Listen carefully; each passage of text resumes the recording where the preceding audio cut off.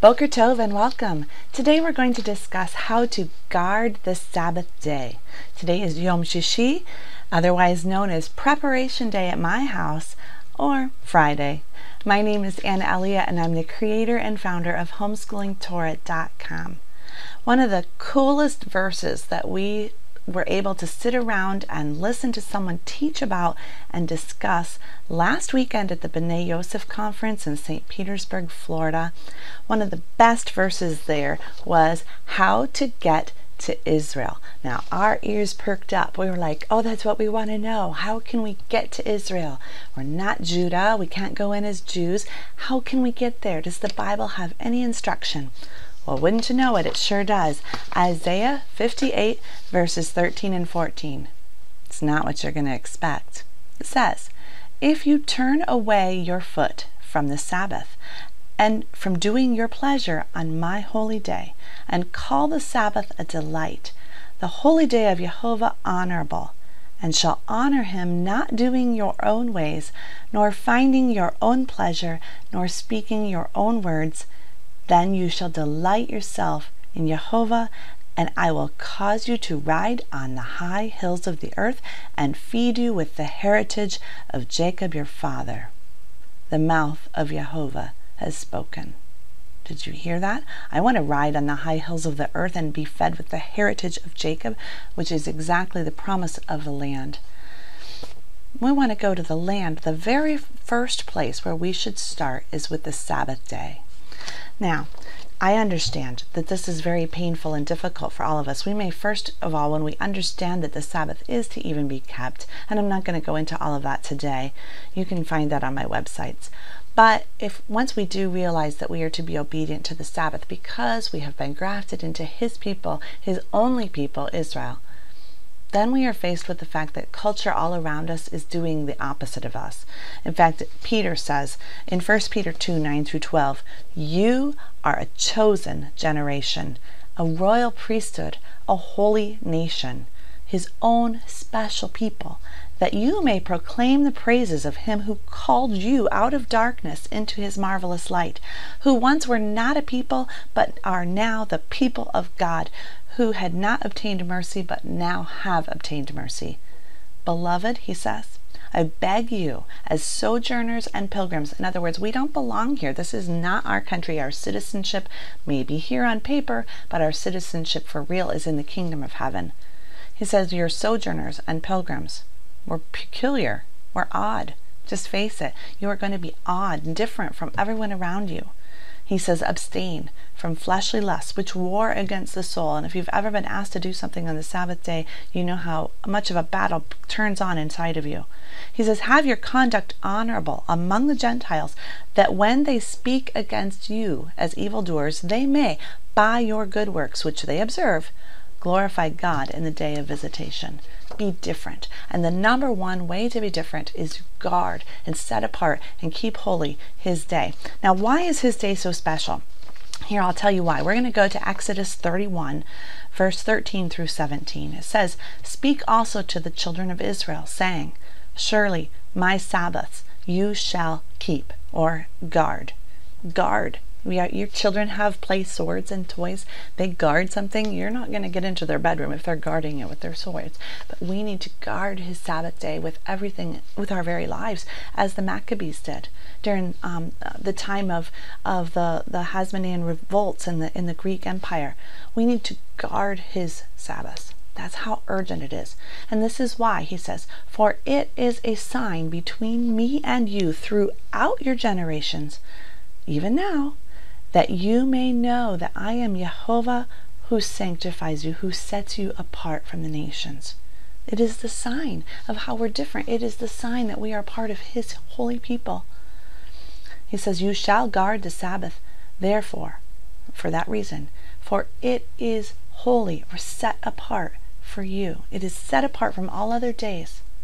He says, anyone who profanes it shall surely be put to death.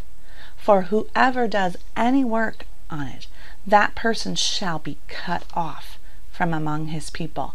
Those words should send chills down you. You should fear Jehovah your God. you should walk in his ways because you love him, you keep his commandments, but there is also an aspect to fearing him. He is your creator, he is your master, he is your Lord, he is your ever-present one who, as Jonah could not escape from his presence, neither can we, and we should fear him. And when he says, do not do any work or profane that day, make it common, is what that word would, an easier way for me to understand. Make it ordinary. Do not make that day ordinary. That day must be guarded. You know, the very fact that something must be guarded means that it will always have an attack against it. This isn't a one-time decision that, oh, I decided to keep the Sabbath. You're going to have to make that decision over and over and over again.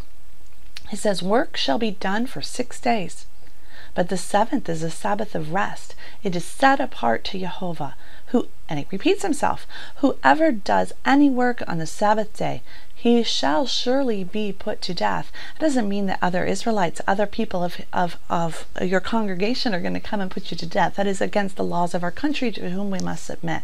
If we were in Israel, under his Torah, under his Messiah, you'd be put to death. But I would fear him. Remember in the book of Acts, people that profaned his holy and sacred things, did not keep their vows, were put to death. I think we need to fear him, especially in this time when he is calling his people back and calling them to come back into covenant with him, forgetting who they were for all those centuries. Now that we're remembering, we must not do as the children of Israel did in the wilderness, where they tested God, but we must not do that. We must guard his Sabbath and keep it holy or set apart.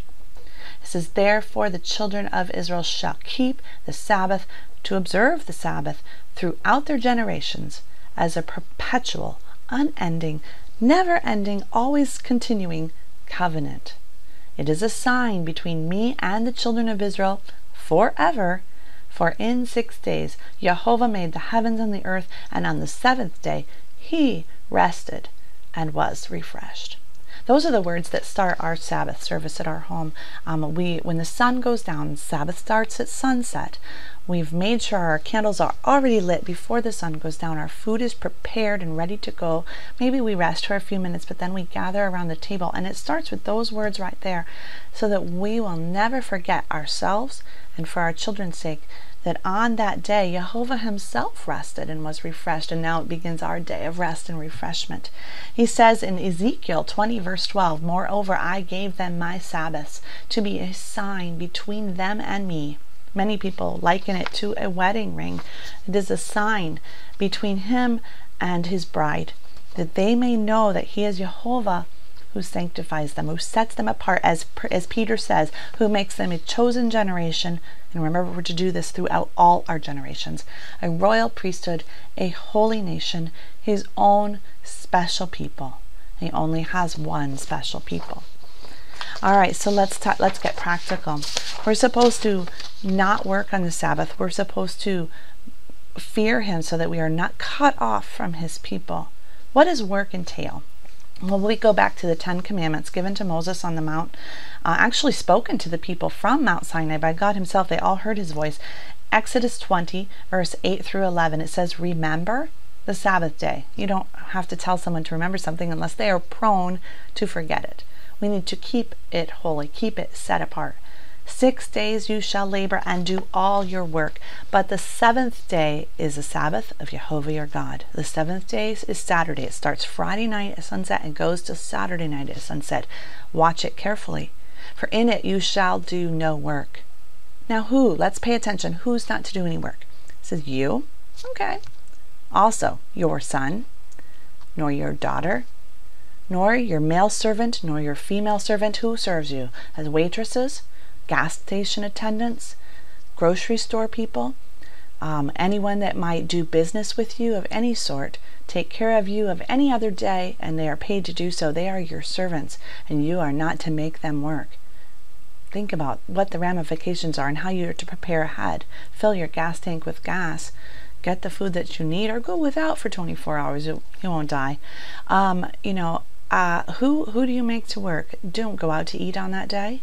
We don't order in takeout for our congregational meals. No, we don't make anyone work on that day. Not your male servant, your female servant, nor your cattle, nor your stranger, the foreigner who is in your gates. In other words, someone who is not a part of Israel, who does not believe the same, but they're within your gates, within your house, they don't do work. In your house, Sabbath is observed. Within your gates, the Torah is the law, and if they will not abide by that, I think they should leave. In 6 days, Jehovah made the heavens and the earth, the sea, and all that is in them, and he rested the 7th day.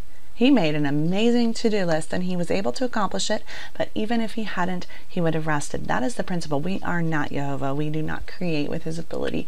My to-do list is never finished by sunset on Friday. Never. I wish, but it's never, ever finished. But even still, I must follow his example, the one who was able to complete all creation in 6 days and still rested. He tells us, therefore, Jehovah blessed the Sabbath day and hallowed it, or set it apart. It also says some times that we might want to take an exception. Here are some exceptions that commonly come up in his answer. Exodus 34:21. 6 days you shall work, but on the 7th day you shall rest. In plowing time and in harvest you shall rest. You can imagine the absolute busiest seasons of your life, the most busy time that you can even imagine, and when your very livelihood depends upon it, your crops and all of your financial provision for an entire year depends upon your working. He says, do not work. I can't think of an exception there, can you? Exodus 16:23, he said to them, this is what Jehovah has said, tomorrow is a Sabbath rest, a holy Sabbath, a set-apart day to Jehovah. Bake what you will bake today, boil what you will boil, and lay up for yourselves all that remains to be kept until tomorrow. Kept until morning, it says. Today is preparation day. Today is the day I bake. Today is the day I boil. Today is the day I lay up for myself what I will need to eat tomorrow. Prepare ahead. We see the disciples and the women at the time of Yeshua's death doing exactly this. It says in Mark 15:42, when evening had come, because it was the preparation day, that is, the day before the Sabbath, they went and asked for the body of Yeshua and prepared his body for burial. Now, Exodus 35:1-3. Moses gathered all the congregation of the children of Israel together and said to them, these are the words which Jehovah has commanded you to do. Work shall be done for 6 days, but the 7th day shall be a holy, a set-apart day for you, a Sabbath of rest to Jehovah. So the day is to be dedicated to him. Whoever does any work on it shall be put to death. You shall kindle no fire throughout your dwellings on the Sabbath day. Anything that can be prepared ahead, in other words, I can prepare ahead the wood for my fire. I can prepare ahead the food for my kitchen. I can prepare ahead for my animals. I can prepare ahead for my children. I can prepare for my gas tank. I can prepare for the grocery store and any bills that need to be paid. I don't need to be shopping. Oops, let me come back to that one. Nehemiah 10:31. If the peoples of the land brought wares or any grain to sell on the Sabbath day, or any garage sale or yard sale or tag sale or flea market or any other special deal that's coming on, we would not buy it from them on the Sabbath or on a holy day, and we would forego even the 7th year's produce and the exacting of every debt to keep his Torah. Guard it. No, nothing like those things are to be done on that day. Jeremiah 17:21. Thus says Jehovah, take heed to yourselves, pay attention, careful attention. Bear no burden on the Sabbath day, nor bring it in by the gates of Jerusalem, nor carry a burden out of your houses on the Sabbath day, nor do any work, but hallow the Sabbath day, set it apart, as I commanded your fathers. And one other thing that we see in Leviticus chapter 23, verse 3, in the listing of all the Moedim, the set-apart appointments to Jehovah, where we are to meet with him, it says 6 days shall work be done, but the 7th day is a day of solemn rest, a holy assembly. You shall do no work on it. It is the Sabbath of Jehovah in all your dwellings. It is the day we meet with him, and of course we know in the book of Hebrews we are not to forsake the assembling of ourselves together, as the manner of some is, but so much the more as you see the day approaching. It says in Acts 15:21, Moses has had throughout many generations those who preach him in every city, being read in the synagogues every Sabbath. It is the day to gather together to hear the Torah being read and explained and taught. It is a day set apart and sacred for him. Now, one of the resolutions or things that they really emphasized at the B'nai Yosef North American Summit last weekend was that we need to first reach out to those who are not keeping the Sabbath and encourage them to come in. Encourage them, teach them, what does it mean to keep the Sabbath? It's not just a day for dancing around and singing, hearing a story, a Bible lesson, and going home, and then doing whatever we want for the rest of the 24 hours. No, the entire 24 hours from sunset on Friday evening to sunset on Saturday evening is to be set apart and holy to him. They are starting an initiative called the National Shabbat. I will have a link below the video so you can find one near you. They're new, so give them a few weeks here to get their website set up. But the National Shabbat, we want to have a place like that everywhere across North America, so that everyone has a chance to meet with other believers and to congregate and to hear the Torah read and to sing and to worship and to learn how to keep it holy, to not buy or sell, to not light fires, to not bake or boil, to not have burdens that we carry in and out and do all of our normal, ordinary work, but to keep that day special. I know this video was long. I wanted to kind of conclude what we learned at the B'nai Yosef conference. Next week I'll go back to my regular scheduled programming. We'll be talking about homeschooling and parenting and marriage. But you see, I really want to go back to Israel. I really want to take my family there. That's the end goal. I want to be in his kingdom. I want to be there when Yeshua puts his feet down on the Mount of Olives. And if I want to go there, I need to make his holy day a delight. And I need to keep from profaning it and doing my own things on it. And, you know, I feel pretty strongly about it. If I see someone else doing that, I want to stop them and say, do not profane his day. Be a light. As Matthew 5:16 says, let your light so shine before men that they may see your good works, that you're peculiar, that you're different, and that you guard his day, and that they may glorify your Father, which is in heaven. The ultimate evangelism tool, his Sabbath. Thanks for listening to my long-windedness. We'll see you again next week. Shabbat Shalom.